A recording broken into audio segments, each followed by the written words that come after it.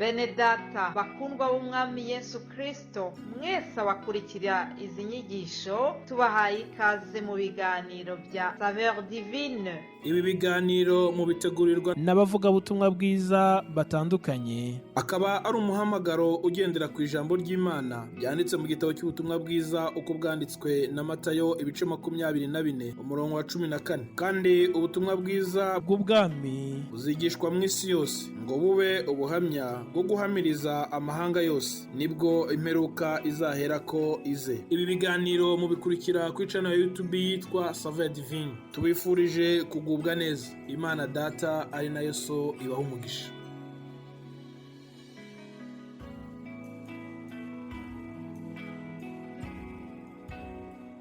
Shalom, nk'uko bisanzwe mu kiganiro cya Saveur Divine, uyu munsi muri kumwe nanjye Pastor Eric Nzamwita. Nk'uko bisanzwe rero ndagira ngo tuganire ku magambo y'Imana dusanga ku murongo nifuza ko duhagararaho, ari nayo ntego yacu y'iki cyumweru, iri muri Matayo ibice 28 umurongo wa 19, ahagira hati: nuko mugende muhindura abantu mu mahanga yose abigishwa, mubatiza mu izina rya Data wa twese n'iry'Umwana n'iry'Umwuka wera, Imana yacu ishimwe cyane. Aya ni amagambo akomeye ariko arimo na misiyo cyangwa se n'ubutumwa ku bantu ariko batari bose, kuko turi kubonamwo ibice bibiri. Yaravuze ngo nimugende, kandi yatubwira ngo aho mugiye ni ukureba abandi bantu. Twese turi abantu ariko bari mu bice bibiri bitandukanye. Aba bantu rero bari kubwirwa ngo nibagende, ni abarangije kumenya icyo bari cyo, ni abafite n'icyo bajyana. Hari umuririmbyi mu ndirimbo dukoresha twebwe abamaze kumenya uwo mwami, ivuga ngo numara kumwemera nk'umwami n'umukiza wawe, ngo uhamye mu bandi ibyo yagukoreye, ngo usabe n'Imana ibahishurire Yesu, ngo kugira ngo ubwo buntu wahawe nabo babuhabwe. Undi mwanditsi rero wa Bibiliya ndetse n'indirimbo imugarukaho muri Daniel iravuga ngo iyo twamamaje ubutumwa niyo nyungu yacu y'ukuri. Dushingiye ku ibyo rero tukabihuza n'iri jambo ry'Imana ritubwiye ngo nimugende, ni inshingano duhabwa.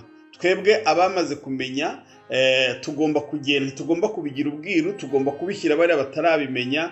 Kubera iyihe ntego? Kugira ngo natwe ibyo twahawe babyakire. Niba byakira bigende gute? Bibahindure kuba bigishwa ba Kristo, kugira ngo naza tuzimana nawe muri bwa bwami bwo mu ijuru, kuko nawe misiyo nacyo kimuraje ishinga, ni ukugira ngo twese abo yaremye tuzahabwe ubugingo buhoraho. Ikintu rero kibabaje kinateye agahinda nabonye muri aya magambo, kiba nk'inshingano cyangwa se nk'umutwaro wacu muri iki cyigisho, ni uko twebwe abari guhabwa izi nshingano ngo tugende, mwino minsi turi gukora ikinyuranyo. Uti gute?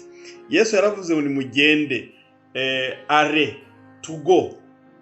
Ariko twebwe abamaze kumva ko hari icyo dufite, turi gukora ibinyuranyo. Turi kubwira abantu ngo nimuze. Muze hehe?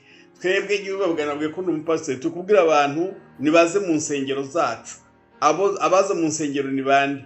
Ni babandi duhuje ururimi, ni babandi duhuje umuco, ni babandi duhuje imyizerere, ni babandi wenda rimwe na rimwe batanakeneye cyane ibyo tubabwira. Niyo mpamvu Yesu yavuze ngo nimugende. Imana ishimwe. Mujye hehe? Mu mahanga yose. Mu mahanga ni hehe?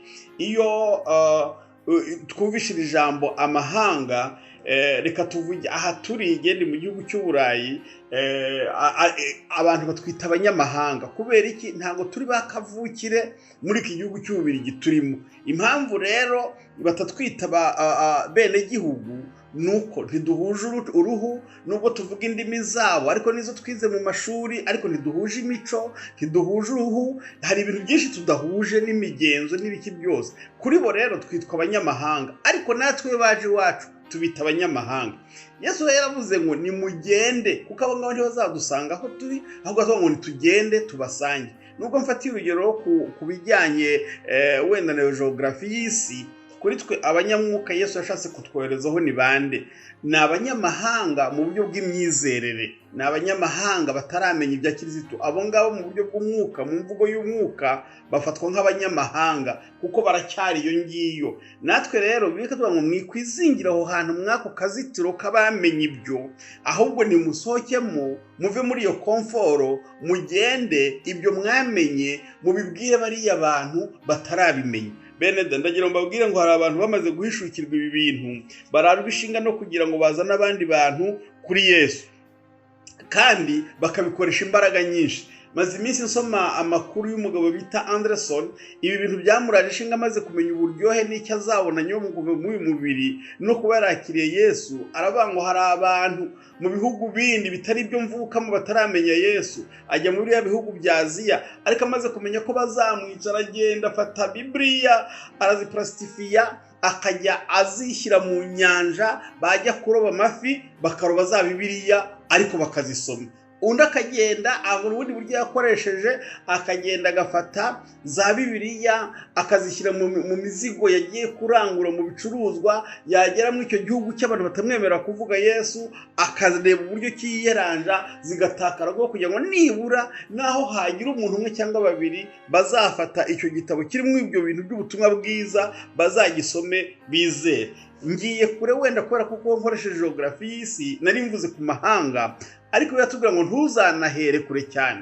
Bagenzi banjye babivuze, ushobora guhera aho utuye, aho ukorera, aho ugenda, abo mubana, ariko nibura genda ugire umuntu n'umwe uzana kuri Yesu. Birasaba iki rero? Birasaba ibintu bibiri mu gihe tugezemo. Birasaba kuvuga ubu butumwa mu magambo no mu bikorwa, ukaba warahindutse rwose icyaremwe gishya, kuko abantu ubundi bagikeneye kumva amagambo gusa, bakeneye kureba n'ibintu biyakomokaho. Hari umugabo umwe wagiye kuvuga ubutumwa, yarumvisha aya magambo, Imana ivuga ngo genda mu mahanga yose. Yibuka ko mu Bushinwa abantu benshi barwanya Kristo batazi n'ibya Yesu, ajyana ubutumwa bwiza.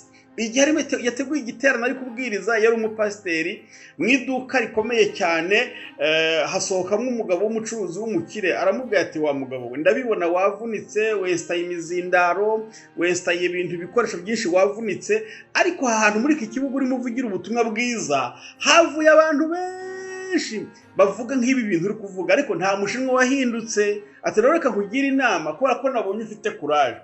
Abashinwa dufite amafaranga, dufite ubwenge, dufite ubushobozi, ibi byose twabikora, n'umuntu umwe yabikora, ariko umuntu twabuze ngiye kukubwira. Dukeneye umuntu udakora nk'ibyo dukora, utavuga nk'ibyo tuvuga, utagenda nk'uko tugenda, mu yandi magambo wahindutse utagenza nk'uko tugenza. Uwo natuzanira ibyo nibyo tudafite, tuzahera ko natwe twizera ibyo arimo atubwira. Igihe kirageze ngo tuvuge ubutumwa mu magambo no mu bikorwa, tugamije iki? Guhindura abantu. Nimara guhindura tubakora iki? Tubabatize mu izina rya Data twese, n'iry'Umwana n'iry'Umwuka Wera. Igihe kimanye gitoya mbabwiye umuntu ibintu byakozeho, abivugisha ubutumwa, ariko reka nyarutse muvuge. Hari umuntu umwe ari n'umwabira bihugu tuvukamo, yamaze kumva aya magambo yuko Yesu amuhamagarira kugenda akavuga ubutumwa.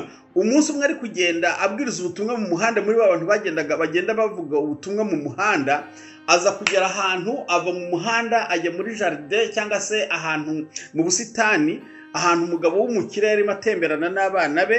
Wa mugabo wavugaga ibya Yesu aza kuhatora icyo nakwita portemoni, aka kantu dutwaramo amafaranga cyangwa ibyangombwa. Asanga amafaranga mu by'ukuri y'amanyamahanga kandi ntabwo yari makeya. Muri ayo mafaranga, muri iyo portemoni, harimo na za carte de visite, harimo n'amakarita y'amakarita tugendana. Asomye aza kubona ya karita iriho nimero y'uwo muntu wayitaye, kandi hari nk'amafaranga. Kandi bene uwo mugabo ntabwo yari umukire, afite n'ikibazo vraiment cyakenera ayo mafaranga. Ajya kuri telefone, afata telefone ye, ahamagara wa mugabo wari wayitaye, agira ngo amuhe portemoni yiwe n'amafaranga yiwe. Umugabo akajya amukupa, aramuhamagara, bukeye aragenda arayararana, arongera aramuhamagara. Wa mugabo aza kuba umuntu wambujije amahoro, reka mwitabe. Amwitabye asanga ni umuntu atanazi mu bakire basengana. Aravuga ati, nicyo ushakira? Ariko natoye portemoni yawe irimo n'amafaranga, none wanyemerera nkabikugezaho? Amubwira asa n'umwikiza, ariko yumva ibyo bintu bitamufasheho cyane. Amurangira aho ari, undi aratega aragenda, amugeze iruhande areba ukuntu yambaye, areba ukuntu asa, urumva umuntu ufite ibibazo abagaragara. Noneho aramwitegereza abona uko ya portemoni ayifite n'amafaranga arimo, aravuga ati niko se wa mugabo, ko mbona mu bantu bari bakeneye amafaranga wari urimo, none ni iki cyagushoboje gukora ibi bintu? Aravuga ati umva rero, ngewe icyo nkeneye ni portemoni yanjye, kubera ko ari impano y'umugore wanjye inayihenze, ariko ayo mafaranga yafate uyajyane. Umugabo aravuga ati rero icyanshoboje ibi bintu ni uko namaze kwakira umwami Yesu, kandi ambuza gufata ibintu bitari ibyanjye. Icyo namize, icyo namenye, nicyo cyampase kutajyana ibintu ndafitiye uburenganzira. Uwo mugabo aramureba, aramwitegereza, aramubwira ngo guhera uyu munsi mpisemo kuzaba nkawe, icyo uzajya ushaka cyose uzajya ungeraho. Amubera inshuti, baba inshuti. Mu magambo make, ubu tuvugana, uyu mugabo ni umwe mu baherwe bakomeye cyane. Imana igufashe nanjye mfashe kugira ngo ibyo tuvuga bise n'ibyo dukora mu izina rya Yesu Kristo, amen. Mana ndagushimiye ku bantu bose bazumva ayo magambo, azahindura ubuzima bwabo, kandi adushoboze kujyana ubutumwa aho butaragera, kugira ngo buzahindure benshi. Mbyambaje mbyizeye mu izina rya Kristo Yesu umwami wacu, amen.